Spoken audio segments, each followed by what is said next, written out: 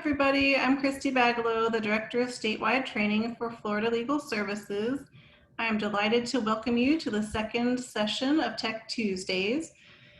I want to thank, first of all, the Public Interest Law section of the Florida Bar for co-sponsoring Tech Tuesdays, and especially a huge shout out to Cabral Banner, who has been able to expedite the CLE credits for all of these sessions.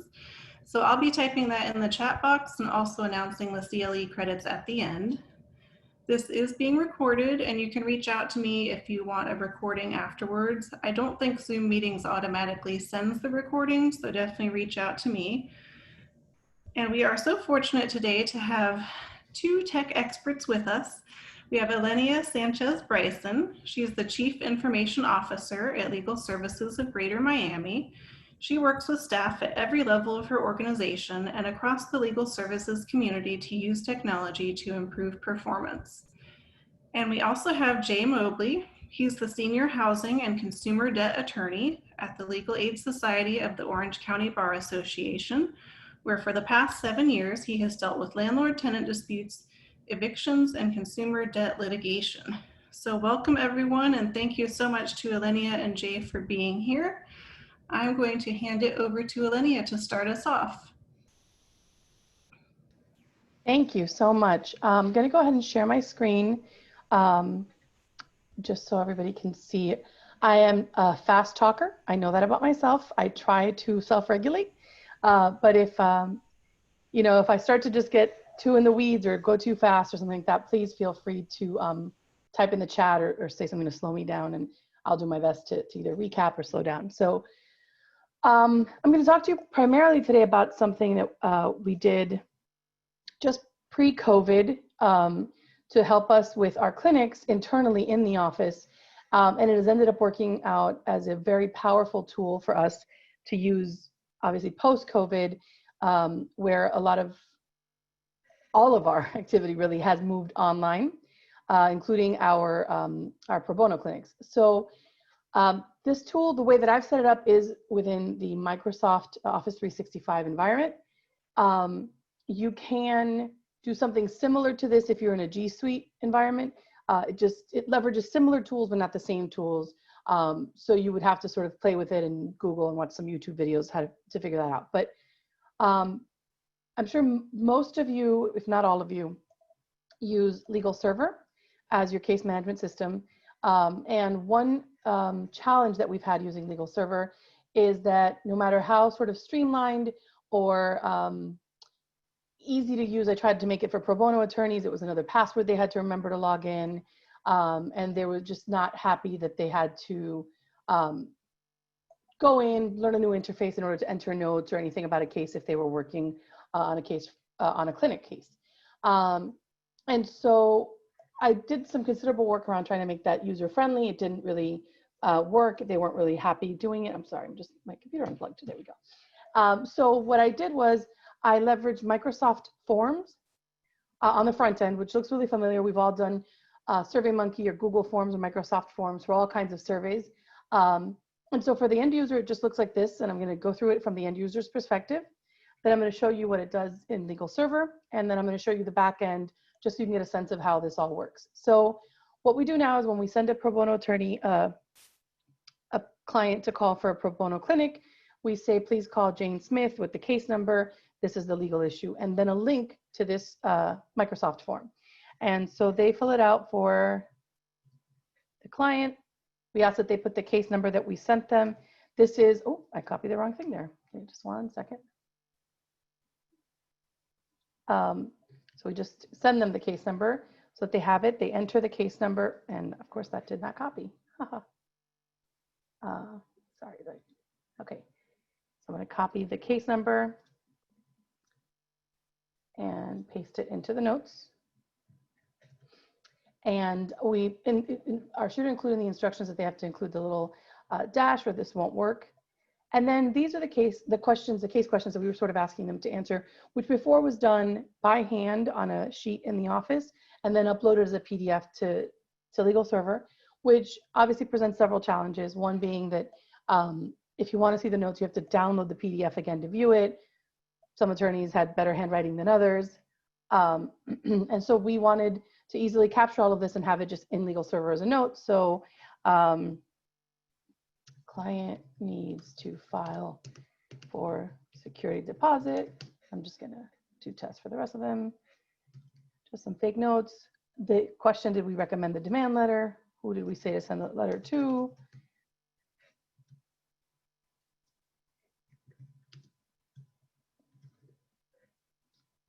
And anything with an asterisk, they have to answer. We want to make sure they don't skip any questions.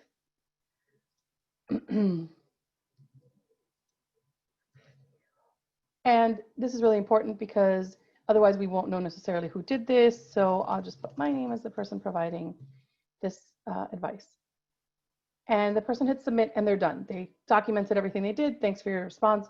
The pro bono attorney's done. This is really easy. They don't have any sort of stress in figuring out how to do this. Then when, if I am the attorney in charge of this clinic, I would get an email saying that a note has been submitted, and I get a summary of that note. And then in legal server, the note is also sent in as a case note. I'm refreshing the case to hopefully have the note in there. And when you go down to the case notes, you will see this note was put in today, and this is all the information that was put in by the pro bono attorney.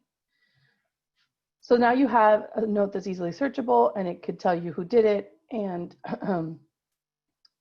all the information that they provided. It's not a downloadable document. It's a fairly easy thing for the attorneys to view. They can also view the email. The reason it sends them a copy of the email as well is in case the attorney copied any of the case number wrong or anything, the attorney can always make a correction, but it automatically sends it as a note into legal server. The way that we do this is we just create a Google form, a Microsoft form, which is a pretty simple tool to use.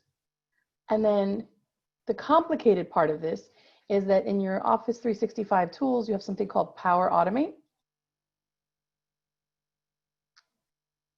And Power Automate lets you do all sorts of things. We've used it internally to take a form similar to the one that I just showed you, but to do approvals of travel reimbursement requests. We've used it to do approvals internally. We've used it for different clinics. So once I create a flow, I can duplicate it. So for instance, the first flow I created was for this Tenants Equal Justice Clinic, and then I replicated it for our other clinics. So if you go to my flows, these are the flows you've created, you can click on the flow that you want to view.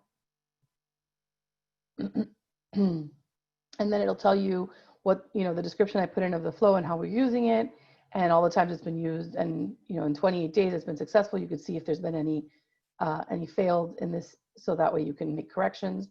So for instance, if this depended on somebody approving it and that person's no longer with the program and they didn't approve it within the window of time that you said, you'd start getting failed statuses and you need to go in and fix that. But this one doesn't depend on any approvals. It's just submitting and then going straight into the case. So I'm just going to show you a sort of an overview of how this works on the back end. So if you're interested also, I can export this to anyone. I've done it already with several users, and then you just tweak it for your personal program, like who it needs to go to and what the questions are. But the workflow can operate in very similar fashion. So what you want is the trigger action in this is whenever a response is submitted for that form to EJC interview notes, the following steps are going to happen. And the first thing it's going to do is it's going to get the response details. So it's going to say, oh, you submitted a response, and it's going to do this based on the response ID. And the reason you do that is because, excuse me, you could have 6 different, you could have 6 different cases come in for client John Smith in the clinic, but the ID is going to be unique for each one when they're entered in the clinic, because each submission of that form generates a new ID. So then you're going to get a row from that form that we just created. You create the form through Excel first, so that there's a spreadsheet of all the answers. And it's going to say, I want you to pull up that form. And this is the part that was really tricky, because I couldn't just get it to email directly into legal server. What this does is it updates a row. So it takes the row and it says, look at the field for case number and add at lsgmi.legalserver.org, which is our address for legal server. And that's how it knows how to email the case. I can tell you right now that looks really simple. That was the step that took forever to figure out. Because if you tried adding to the form the case number and then just having at lsgmi.legalserver.org in the back end, it just wouldn't work. You have to do it through the flow. So once it updates that new field, and I'll show you what the Excel form looks like, then it's going to take this data point in the Excel spreadsheet and say, send the email to that case email, along with, I create the subject of client name, case number, so that when the attorney gets it, they see this is a TAJC clinic note for John Smith with case number 20-08, whatever. And then a summary of all the information that was included in the form. And it is, if you look down here, CCing the case and the attorney who oversees that clinic. Once I do this, anytime you have a flow, you can save it, and then you can check your flow, do a test run, and see if the flow works as expected and goes all the way through. Just to sort of explain what I'm showing you, what I was talking about. So these Tejc notes, I'm gonna just quickly, okay, this is perfect. This is the top because these are all my test runs. So as you can see, I did a lot of testing on this form before going live. So this is the form on the Excel spreadsheet on the back end of the form. So this is the unique ID for each form that is submitted, when it was completed, who did it. In this case, we don't require their email address, so it's anonymous. The name they indicated for the client, the case number. So it's everything they put into the form. So all those columns are part of the form. But the column that isn't is this case email column, which did not work in my first test, but as you can see here, I finally got it to work. And so this updates with the update a row. So as you can see, when a form is first submitted, it just captures this information. It does not capture the case email. When you do update a row in your flow here, you're updating that particular row to add the @LSGMI. So you're taking the case number that was over here and adding @lsgmi.legalserver.org to it, and that generates the email that goes straight into Legal Server. This probably sounds a lot more complicated, but it is a very easy way for our pro bono attorneys to get notes into Legal Server without having to ever get into Legal Server, have a login for Legal Server, know how to add notes or anything like that. I can tell you I created their pro bono attorney profile was just a very simple landing page with just a few action buttons here, like add note, add time, add document. And the pro bono attorneys we tested with still thought that was just too complicated. So this was a good solution for us. As I mentioned earlier, there's other things we can use flows for. So I recommend going in here. There's a lot of sort of pre-built ones that you can tweak for your purposes.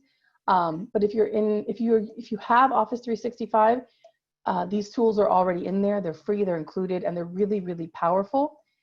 So I highly recommend exploring them as really, they can improve a lot of your internal mechanisms. If you're manually signing approvals for time off, if you're manually signing approvals for travel reimbursement, training requests, all of that, they can all be automated. Just trying to get this to reload here. They can all be automated through flows. And like I said, there's some that come pre-built from Microsoft that you just can work with. If you would like the flow that I just showed you to sort of tweak it and make it your own, please feel free to reach out to me. My email is isanchezbryson, all one word, @lsgmi.org. I'm sorry, at legalservicesmiami.org. That's our old email address.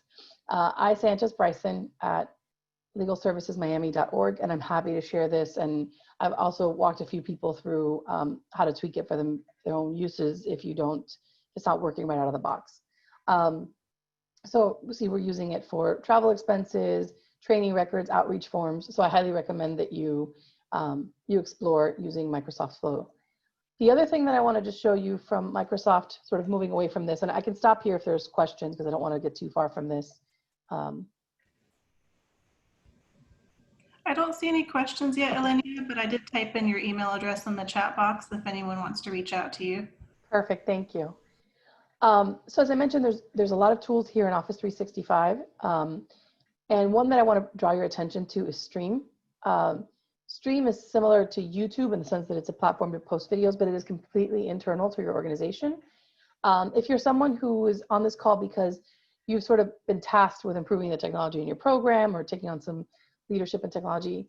I think in any capacity where you're asked to train people or share information, this is very useful, but especially if you're constantly having to update people or getting questions from people about how to do XYZ in a platform, in Gmail, and this lets you really train people once. So what I've done now is, for instance, I'll get a question that says, how do I share Teams posts in email if I have to? And instead of just answering that person with step-by-step instructions, I create a short little video, and then I've created a channel where I post all these videos so that the next time somebody has a question, they can just go to the technology training channel, and all my little videos, some of them, a minute long, 42 seconds long, but it's our own internal channel that lets people see these trainings.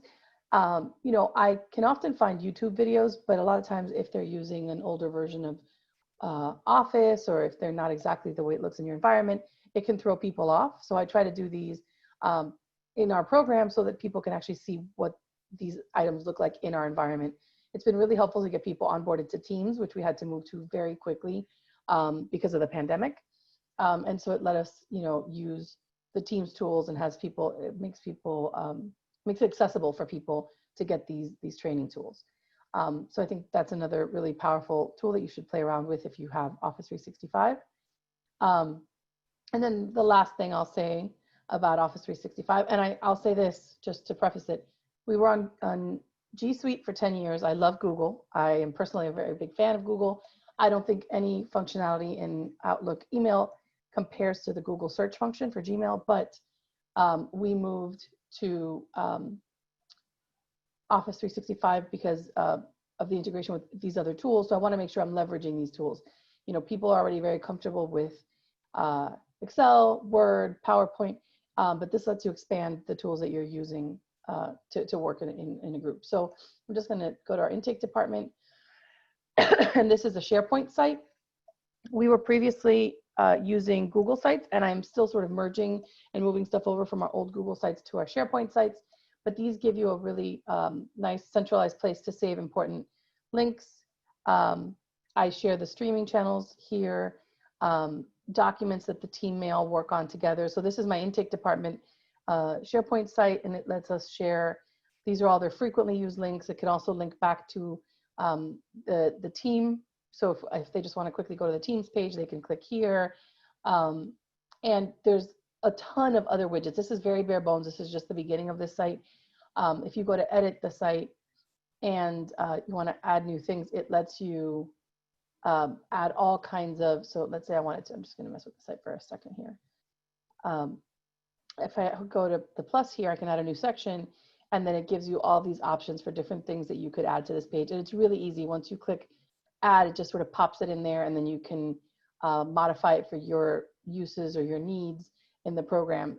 So again, communication, I think we all always hear how important communication is, and a lot of these tools, Teams and SharePoint sites, help us make that a little bit easier by giving everybody one central place to go to. I think the thing that it'll say on my gravestone, because I feel like I say it at every training I give, is email is the worst form of communication, and it is dying. The average employee gets about 121 emails in the day. It is not really a sustainable model, and it just leads to a lot of sort of cross-talking and communication. And then you have to try to search your email when you want to remember what it was that was happening. Things like Microsoft SharePoint sites or Teams, which let you communicate in a channel and then go back and really easily search that channel, I think are the way that technology is going to be moving and just make things much more efficient. And while Teams is internal, the way I always sort of tell people is it's an internal communication site, but it frees up your email for really those external emails from, funders or important partners or vendors, and your internal communications, which can sometimes be the fridge is getting cleaned out when you're back in the office, or please remember to approve your timesheet, all the way through to everybody congratulating somebody on a job well done, are all things that can be easily moved to your teams, as well as sharing documents and commenting and working collaboratively on things. So that's my sort of plug for Office 365. And I just want to share two more things outside of Office, which is if you are like us and sort of concerned about what's going to happen as the moratoriums are lifted and we start to see more people trying to access us in the office and we're still working remotely, I would encourage you to just look at Hello Door, which offers virtual receptionists, and it offers things as simple as like a doorbell that you can ring and see a camera, all the way through to a kiosk where you can do a Teams session with a staff member as though you were talking to a live receptionist, but they're at their house. So hellodoor.com, and that's what we've just implemented in our office. It's hopefully going to give us some ability to talk to people who may need to come in, but without bringing all our staff back into the office. And then finally, if you're struggling with e-signatures, I know there's an external forms feature in Legal Server that we have not used, but we have signed up for DocuSign and are able to send clients documents to DocuSign and get those back fairly quickly. And it's given us the opportunity to move things along even when we can't see clients in person. There's a lot of different options out there for that, but it's one that we've explored and we're using, and we've been somewhat successful. We have it for a year. We may revisit after a year to see if there's other plans we like better, but for now, DocuSign's working really well for us. So unless there's any questions, that's all I have. Thank you, Elenia. That was a great overview of all the non-basic tools. I feel like a newbie right now, and I just kind of wish I could download all your knowledge into my brain. We did have a couple questions come in. So the first one is there a 365 or Power Automate training that you recommend? So I'll be honest, it depends on what you're doing. What I find is that sort of find the form you want to create, and then there's people that have entire YouTube channels dedicated to things like Power Automate, but it's really good to search what you're looking for. So for instance, if you're looking to do a travel approval form, there's a video out there where somebody's walking you through how to get that all done. So it's really more like snippets. I don't think it's the kind of thing we're going to a full day-long training will really be that helpful, because until you start to apply it to your personal scenario, it won't really work. So I think it's better to just find YouTube videos and go that way.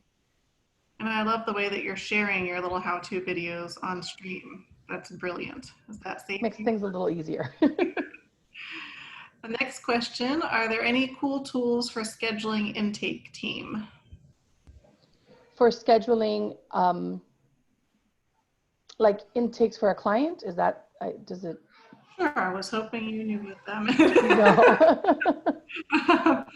Angel, if you're out there, for staff.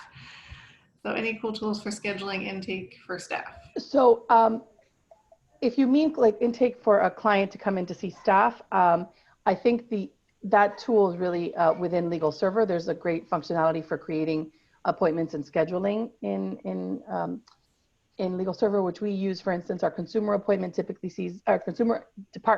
typically sees clients by appointment.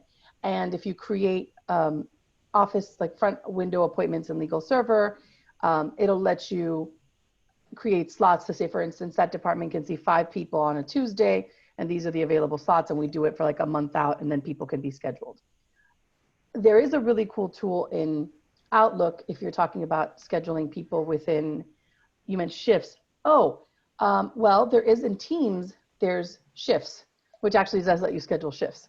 We've used it a little differently. Let me see if I can pull up our shifts. We've used it a little differently because we're just currently using it for, if you want to come into the office, you have to take a shift in the office because we're capping, there can be no more than 10 people in the office, but you can create shifts by, let me see if I can just share this. Okay, you can create, if you just go to Teams and you go to the extra tools here, you can see shifts. And I'm gonna see if I can go back to we had them by, okay, these are free time slots, but before we did free, for example, our consumer unit, and you can create different slots and shifts for the consumer unit or for each unit, and then who can staff those, and then they can sign up for which shifts they can take. And the way they request it, they can approve it, or you can already set them ahead of time. So for instance, if these attorneys can all take whichever shifts they want, and I don't care, I set a shift, 15 shifts a day or 5 shifts or however many I need, and they sign up for them. If I want to say, no, Mandy has to be on a Tuesday, I can also set it that way. So that's a cool tool. It's built right into Teams. I don't know if that answered the question, but. Okay, and someone requested some more information about Hello Door. I'm a little curious if you can tell us how that looks at your office. I think you said there's an actual kiosk that So the one we have is actually Hello Lisa. So Hello Door is their most basic one, which think of you're in a secure building and you want people to be able to hit either one button or two. So like front desk or security, and just be able to talk to someone and you know what they're coming down for. The one we bought is actually looks more like a TV screen, and it has a camera on it, and it lets you can sort of customize the buttons, but basically if you click like need help, it will open up a Teams meeting and find someone in our intake department who can then through Teams say, oh, hello, how can I help you today? Welcome to Legal Services, just like they would if they were sitting at the front window. It also creates a log of those calls. So if later I want to say like, oh, who came, somebody complained and they said they were here on Tuesday morning, I can see who was on the Teams meeting through the receptionist that morning. So it's built right in. It also works with Skype for Business. So if you have Skype for Business, which is phasing out into Teams, but if you're still on Skype for Business, it also does integrate with Skype for Business. And I want to say, I can't remember off the top of my head, but the cost for the kiosk was, I want to say under $1,500. So it wasn't like, it's not a tiny purchase, but it's also not an incredibly super expensive purchase either. And it comes with, you can pick wall mounted. We picked one on a stand because we sort of don't know how things are going to keep changing. So we have it in our client waiting area now, but we could also see moving it out to like our main area so people don't even come into the client waiting area depending on what the situation is going forward. And is that accessible to people in wheelchairs? Yes, because it's at a height and it also can be tilted. So somebody sitting could still access it. I wonder, I mean, the camera angle probably wouldn't be the best, but you could still for sure communicate with the person. That's fantastic. Thank you for all that information. I don't see any other questions for you. I did want to let everyone know before we switch over to Jay that there will be optional breakout rooms at the end. So when we're done with the webinar, I'll give everyone a 5-minute break, and then whoever wants to come back for breakout rooms is welcome to join just for socializing or sharing ideas, bouncing ideas off each other. I just miss the networking that happens at in-person training, so I'm trying to recreate it in a limited way. And Christine, if I could share one more thing, I'm so sorry, but asking about scheduling reminded me about this because this is a newer tool on Outlook, and I think it's so useful. So, you know, we all have Outlook and we're constantly trying to schedule meetings with people. And what this does is, let's say I wanted to meet with our executive director and our deputy director, and I don't want to send them an email with like 18 dates and then they each tell me which one. And Outlook now lets you just include a new meeting poll. And it's called Find Time. It's a new tool that they built in Outlook. And what it does is it starts pulling their calendar data and my calendar data. And it's not going to, by default, it's going to select dates that most of us are available. So now it says there's no times tomorrow that all of us are available. And all these reds mean there's no time that works for all of us at the same time. But let's say I'm okay with moving it to the 14th, which might be mean because it's that is Friday. It shows me that all three of us are available at 4 and at 4:30. And they may have a preference, so I may still want to include 4 and then include the next week. And I already have it set to, I'm just going to set one. If I include that in the poll and we all agree that Friday at 4:30 works best for us, it automatically creates a team meeting and puts it on all our calendars. So it eliminates the need for me to have to go in, create an appointment. It does it based on who I invited. I can make someone required or optional and schedule it that way. It's made it a lot easier for us to schedule meetings internally, and I highly recommend people. It's basically an add-on that you have to do to Outlook. So just it's called Find Time and add it to Outlook and it does everything else automatically.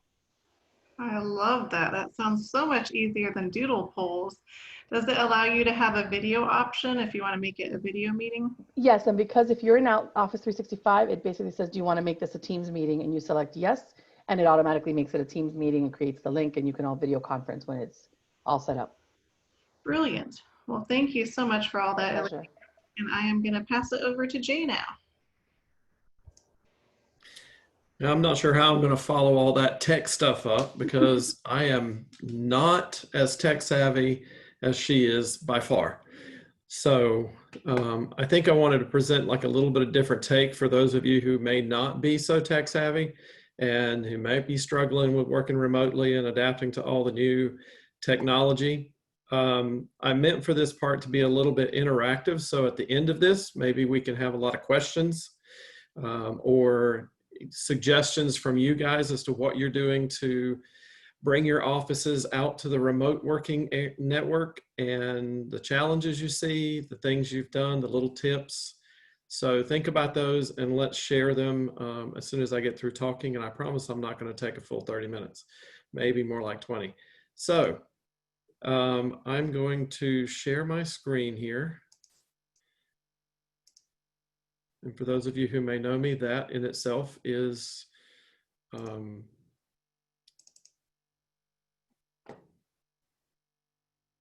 I leap sometimes. Okay, so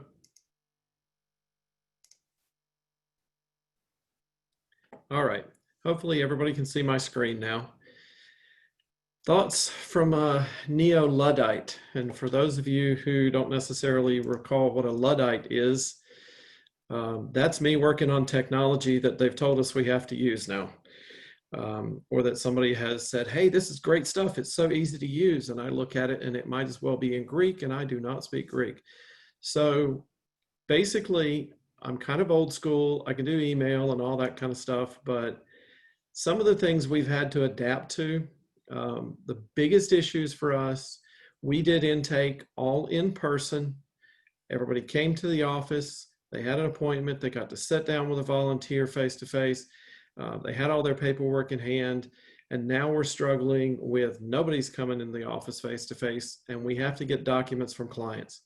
So some of the things that we've done, obviously they can email or fax if those, if they're able to do that. We suggest they take a picture and email it with a smartphone. We're actually looking into the texting capabilities. That's something we're looking to add, because a lot of folks, even if they've got a smartphone, they don't know how to take a pic, add it to an email, and then send it. We're also letting them drop off by appointment, because our office is working with just a skeleton crew. Very few people in the office. We have 2 admin people, an attorney, and one of the management staff, and that's it. So if a client says, hey, I don't live too far away, I don't know how to get this to you, I can't afford $1 a page to fax this stuff, we will say, okay, at such and such time, knock on the front door, we'll be expecting you, we'll open the door, we'll take the documents, we'll make copies and hand them back out the door to you. We have also started with some of our older clients who just don't have any of those capabilities.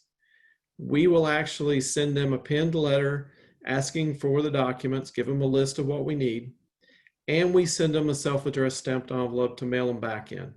Now, that's not going to work a lot of times in an eviction case or something that's really fast moving on a rocket docket or something, but for other issues, it does work really well.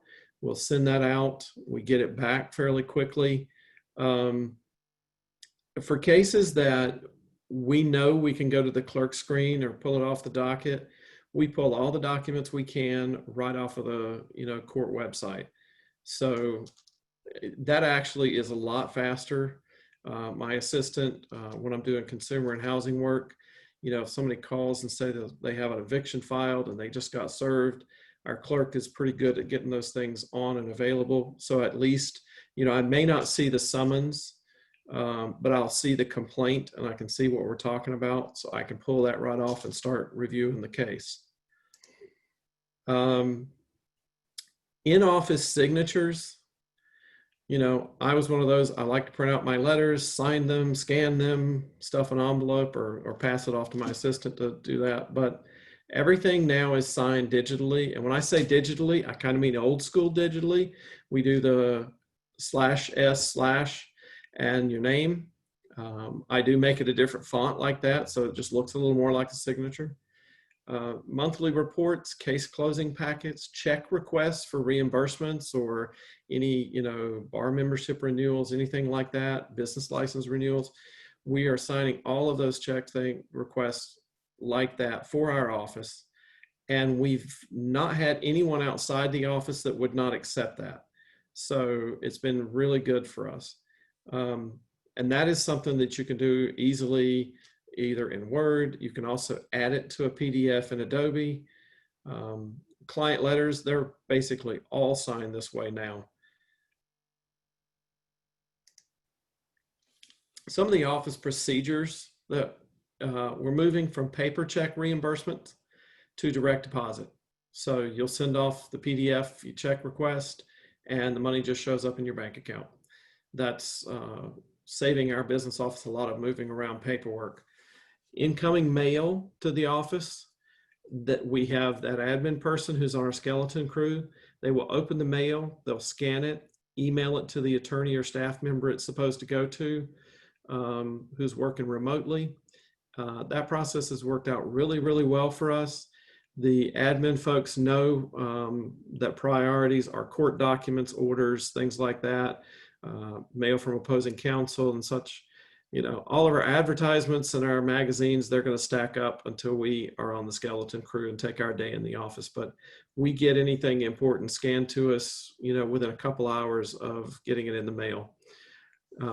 Client letters, we're asking clients at intake for their email addresses. We're telling them to watch their email. That's our primary way of contacting them because it's just quicker. So I'm surprised that even the amount of the seniors that I wouldn't think would have email and are active on it.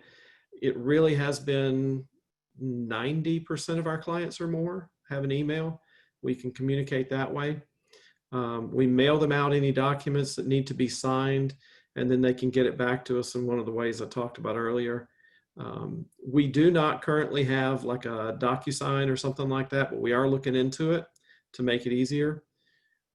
If we need to mail a letter, you know, some things we don't want to send out PDF email, but we turn it into a PDF, we e-sign it, email it to the office admin. They'll print out a hard copy and drop it in the mail same day. It works seamlessly. I usually get a response email in 10 minutes that says it's been dropped in the mail. So that's working out really great for us. Couple things we use Tejc for. We're all on Microsoft Teams. And yes, I put MST Teams. I see that now, but give me a break. I just made this 30 minutes ago, so I'm happy I got a PowerPoint out there. We get together every other week for 30 minutes, everybody in the company who can get on, because all of our folks, we were lucky enough to upgrade our laptops. We had that coming before this hit. So everyone has a new laptop and they're all working from home and can get on Microsoft Teams, and we can video chat and see each other. So just that camaraderie for 30 minutes every other week to just check in and see folks. And we also chat frequently on Teams with our litigation department has teams. Like I have another housing attorney. So we're talking frequently about cases. And sometimes it's just easier to jump on there, do a quick video chat and say, hey, you know, here's the facts in this case. What are we going to do? What's our posture? And we can hash it out instead of taking emails, you know, half a day back and forth. It's just much easier. We do all of our attorneys meetings on Teams, everything else. And that process works really great for us. So if you're not on Teams, I'd suggest looking into it. It does incredible stuff. I am a big lover of YouTube training videos. If you can imagine it, somebody has took the time to put a YouTube video together and it's out there and it's free. So go look at it, go learn. I try to look at 2 to 3 a week, and you'd be surprised how much you learn. I go for the tips and tricks. Like I'll be doing something, whether it's writing a letter or a process, because I do work in addition to my litigation. I do some admin stuff for the office. I'll look at something and I say, there's got to be an easier way. There's got to be a tool for this in this program. I'll go, you know, Google how to do this or how to convert this to a different type of document or how to search a PDF that wasn't saved as a searchable PDF. By the way, in Adobe Acrobat Pro, you can simply do the Control F, and if it tells you it's not searchable, it'll allow you to just immediately turn it into a searchable document. I used that the other day on it was almost a 40-page lease. And I had a client who's being charged a pet fee because her daughter visited overnight with her pet. And I was like, surely there can't be a provision that if, you know, a neighbor or a friend shows up with a pet, you're going to get charged a pet fee. So sent me this big long PDF document. I converted it to a searchable document in PDF. I found all the times pet was mentioned, and sure enough, if a pet set foot in that apartment, they were going to charge a fee. If I'd had to sit and read that lease with all the boilerplate language, searching for all the times it said pet, and by the way, it wasn't in a pet addendum, it was in some weird other section, but in 3 to 5 minutes, I had found it, I had evaluated it, and I knew what to do for the client. So I'm a big fan of Adobe.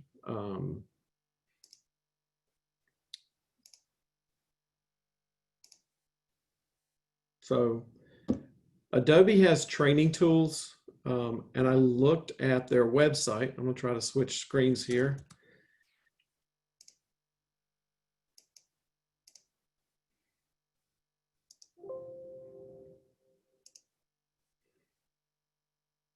All right, let me start sharing again.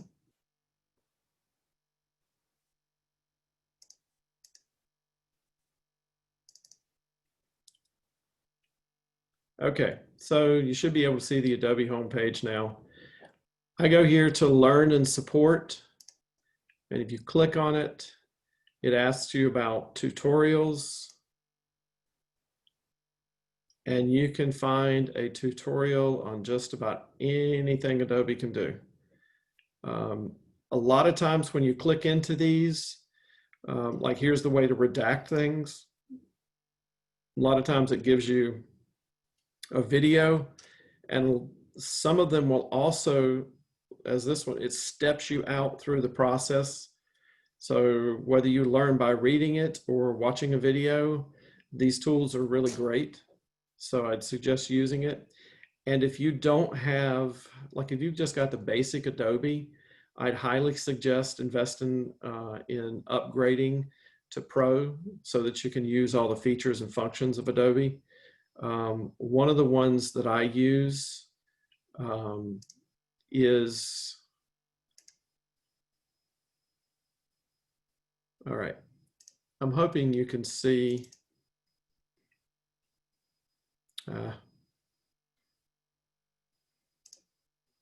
all right, can you see the facts screen? Somebody give me a heads up, or are you seeing anything? Okay. You can see it. One of the things I do a lot for signing letters is I go right up to tools. If I get a PDF, like if I've sent a retainer out, it's been signed, it's been turned into a PDF, and it's sent back to me to sign it, I just hit fill and sign. And I can literally go in here and type my name and sign a document. Just that simple. So low tech maybe, but hey, it works for me. That's about all I had. As I said, I wanted to spend time learning from you guys. If you've got any other stories about how you're working out the remote working thing, or if you've got ideas, any of that stuff, I'd be happy to hear it. Thank you, Jay. I appreciate the Luddite presentation.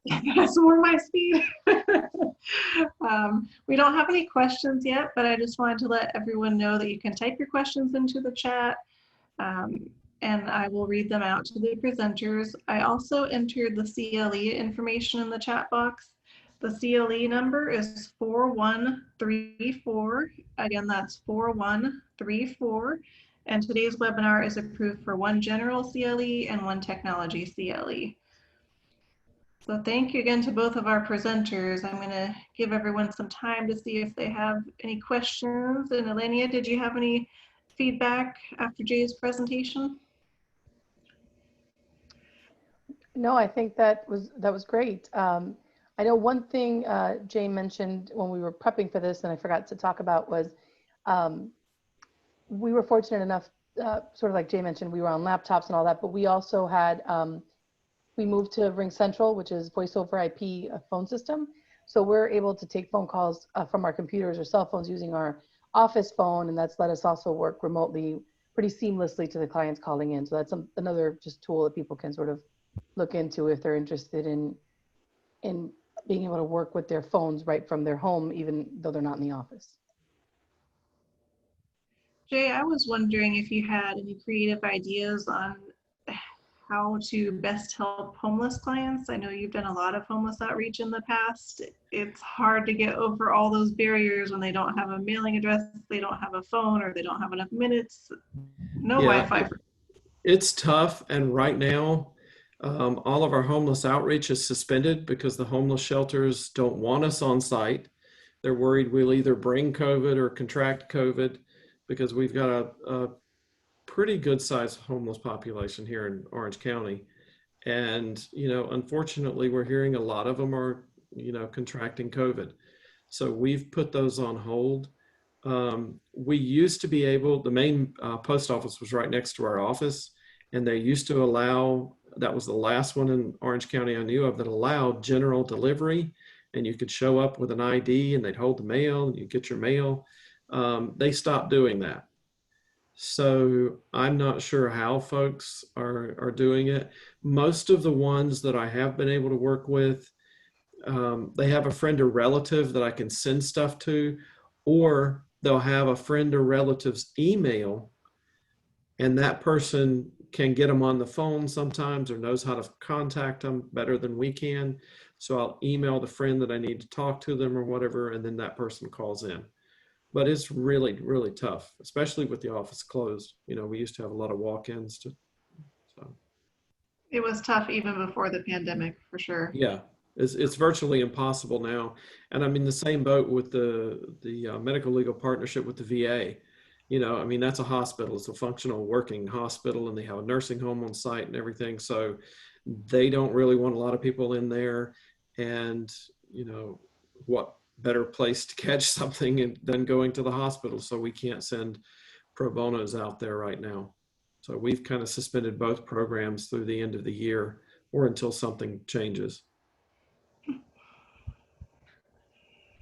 All right, well, thank you both for all that information. I didn't see any questions or ideas come in.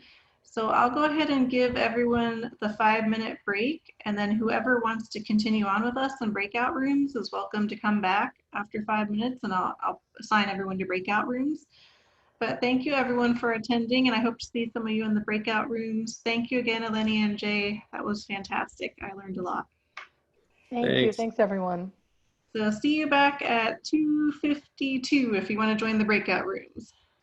I'll put that in the chat.